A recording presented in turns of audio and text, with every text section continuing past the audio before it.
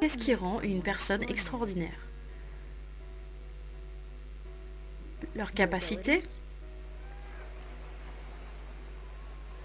Leur talent? Ou simplement leur sourire? Quand j'ai rencontré Nick Vujicic pour la première fois, j'ai su que je venais de rencontrer quelqu'un d'extraordinaire.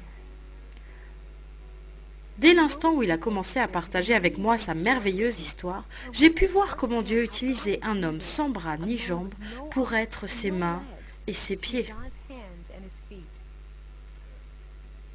Mon père disait qu'il était à côté de ma mère lorsque j'étais en train de naître, et il a vu mon épaule sortir. Il a pâli. Il espérait que ma mère n'avait pas vu parce qu'il a remarqué que je n'avais pas de bras droit. Il a dû quitter la pièce. Il ne pouvait croire ce qu'il avait vu.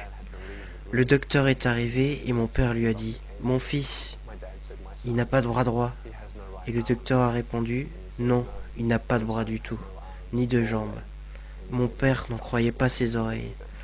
À l'église, tous étaient dans le deuil disant « Pourquoi Dieu a permis que quelqu'un naisse ainsi ?»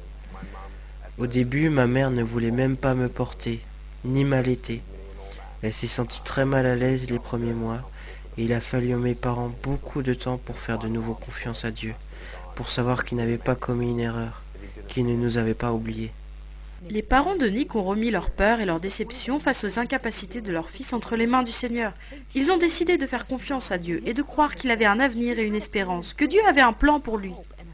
Mais alors que les années ont passé, Nick a fait face à de nombreux défis. Il avait du mal à faire confiance à un Dieu qui, selon lui avait donné moins qu'aux autres.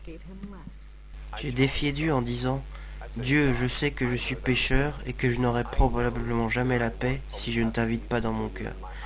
Mais je ne t'y inviterai pas tant que tu n'auras pas répondu à ma question.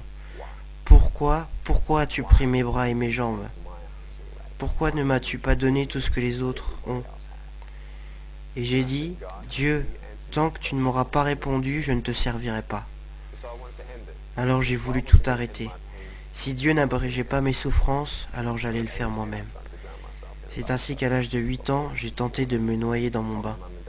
J'ai dit à mes parents, je veux juste me relaxer un peu, pouvez-vous me mettre dans le bain? Je me suis retourné à deux reprises pour voir si j'allais aller jusqu'au bout. N'y suis pas arrivé. La pensée qui m'a empêché